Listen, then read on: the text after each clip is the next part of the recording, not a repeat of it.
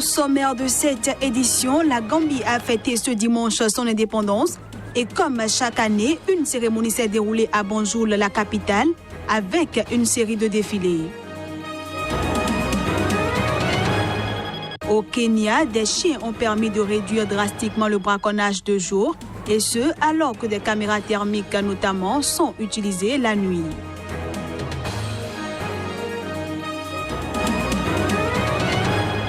Et puis le réalisateur et producteur burkinabé Idrissa Ouedraogo, figure emblématique du cinéma africain, est décédé ce dimanche à Ouagadougou à l'âge de 64 ans.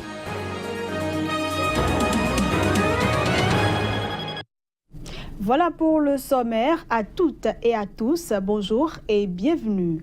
C'est ce lundi que s'ouvre le dialogue de la dernière chance entre opposition et pouvoir togolais. Ce dialogue intervient après 6 mois de crise politique au Togo.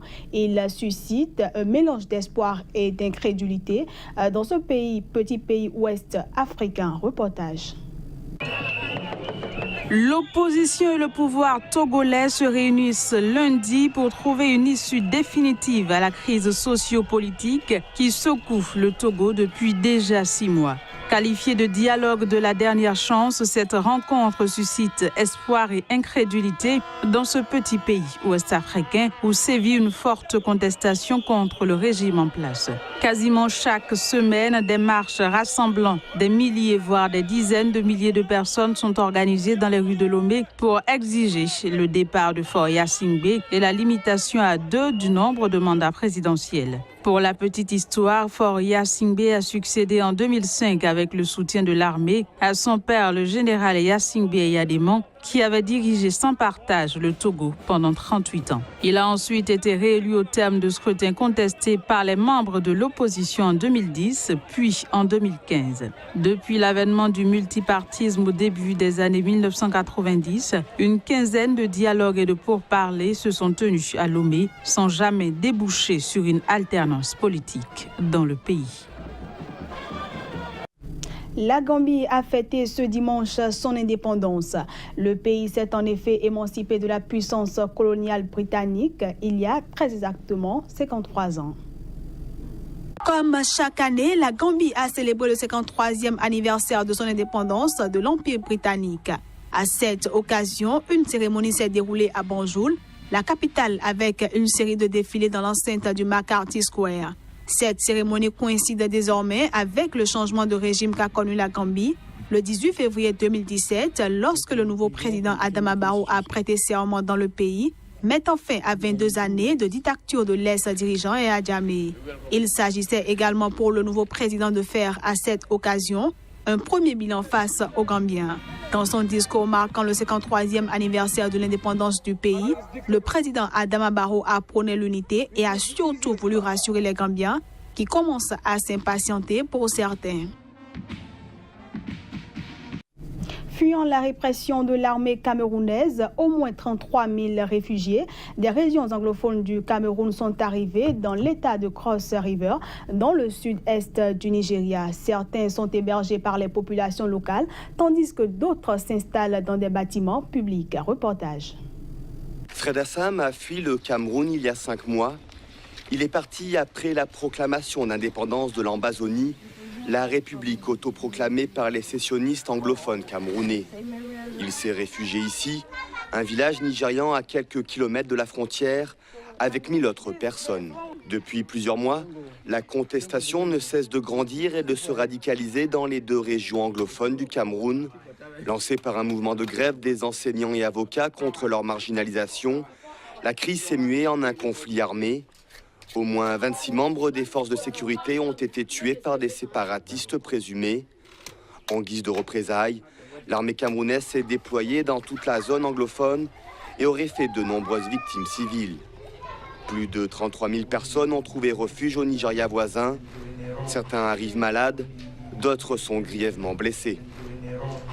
A good number of them who are there, bullet wounds, some in the neck, Un bon nombre d'entre eux sont blessés par balle. Certains au cou, d'autres au ventre, d'autres encore aux jambes. Il y en a même un qui a une blessure par balle qui traverse les 2 pieds. Beaucoup d'entre eux ont été frappés ou blessés par balle.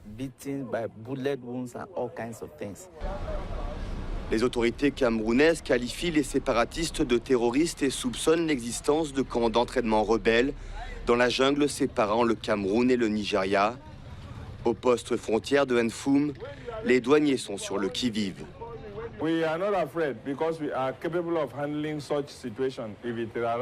Nous n'avons pas peur parce que nous sommes capables de gérer cette situation, même si elle se militarise. Nous savons que certains d'entre eux sont des militants selon nos enquêtes. Nous savons qu'il y a des militants parmi eux. Nous sommes donc très prudents. Pour les réfugiés camerounais, il est hors de question de rentrer sans l'indépendance de l'Ambazonie. Avec la répression continue de Yaoundé, de nombreux jeunes réfugiés se disent prêts à vouloir prendre les armes pour obtenir l'indépendance de leur région. Lutte contre le terrorisme en Égypte. L'armée égyptienne affirme avoir tué 7 militants djihadistes de plus dans une opération majeure dans la péninsule du Sinaï. Reportage.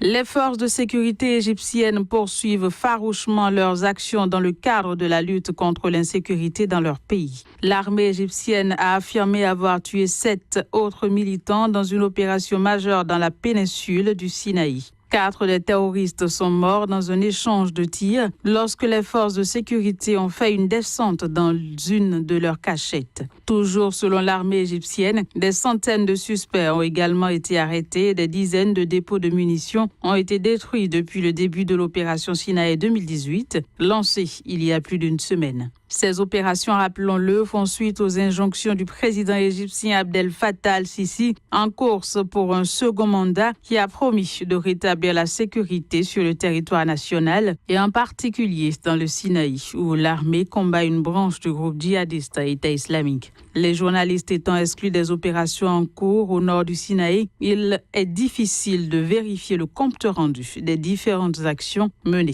par l'armée égyptienne. Ce journal se poursuit. Au Kenya, les chiens sont utilisés dans la lutte contre le braconnage dans le parc du Masai Mara. L'introduction d'une unité canine en 2009 a amélioré la traque des braconniers.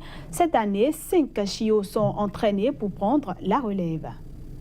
Chakaria a 5 mois. Depuis quelques semaines, elle s'entraîne pour rejoindre une unité canine dans le parc du Masai Mara. D'un pas assuré, elle renifle dans les hautes herbes jusqu'à trouver un ranger caché dans la savane qui joue le rôle d'un braconnier. Chakaria fait partie des favoris. Elle possède ses traits de caractère bien particuliers qui font un bon tracker. Des chiens actifs qui aiment manger, beaucoup jouer, des choses comme ça. Mais comme je l'ai dit, la génétique et la conduite est ce que nous recherchons. La bonne conduite pour faire le travail. Cette unité canine est devenue essentielle à la lutte contre le braconnage dans le triangle du Mara, dans le sud du Kenya. Si le trafic d'ivoire retient l'essentiel de l'attention, le principal défi du parc est la lutte contre le trafic de viande d'animaux sauvages. Gazelles, impala, gnous ou encore girafes, les braconniers tuent ces animaux par centaines. Ils utilisent en général des collets métalliques ou aussi chassent les animaux jusque dans les vallées. Ils utilisent des machettes, des épées et des pangas pour les découper. Les braconniers utilisent aussi des pièges qui sont neutralisés par centaines jusqu'à 500 par jour. Le trafic de viande de brousse atteint un niveau critique que dénonçait dès 2014 un rapport du gouvernement kényan.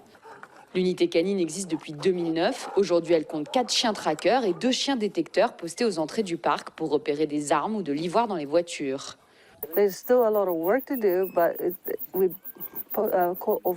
Il y a encore beaucoup de travail à faire, mais nous avons réussi à attraper plus de 4000 braconniers ces 18 dernières années.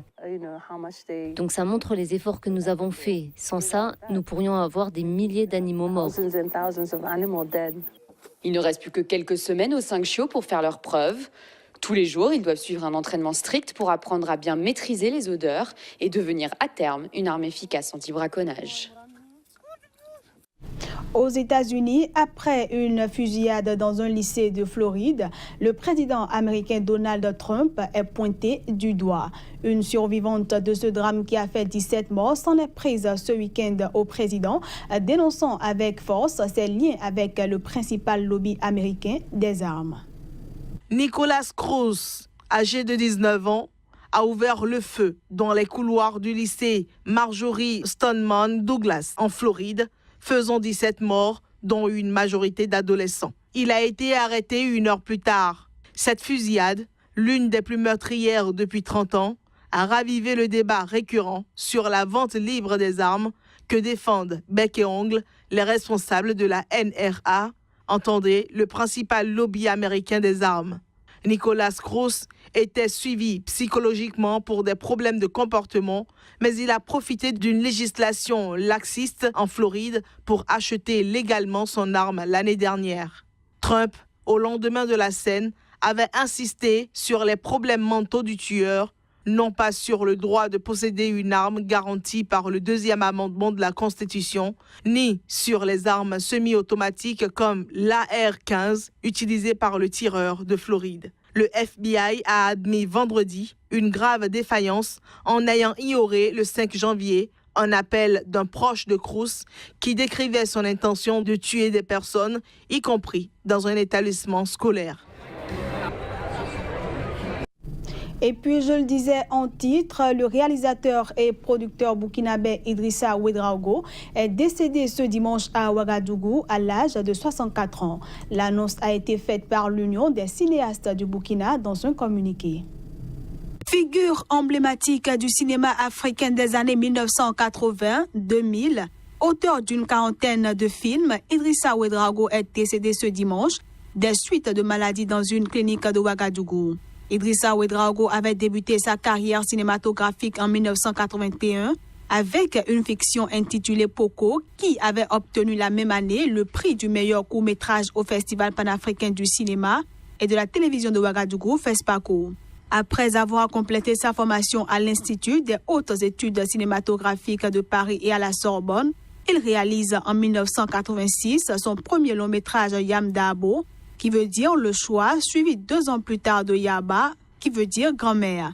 En 1990, il sort Tilaï, transposition d'une tragédie grecque dans l'Afrique contemporaine qui triomphe au Festival de Cannes et au FESPACO, qui le récompense de l'étalon de Yenanga. Idrissa Ouedraogo s'est aussi essayé au théâtre. Il avait en effet mis en scène en 1991 la tragédie du roi Christophe d'Aimé Césaire à la prestigieuse Comédie Française à Paris. Réagissant dans un communiqué au décès du cinéaste, le président du Burkina Faso, Roch-Marc Christian Kaboré, a déclaré, je cite, « Le Burkina Faso vient de perdre un réalisateur à l'immense talent qui aura beaucoup œuvré au rayonnement du cinéma burkinabé et africain. »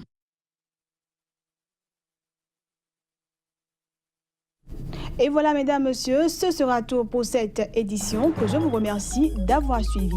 Excellente semaine à tous en compagnie des programmes de Sika TV.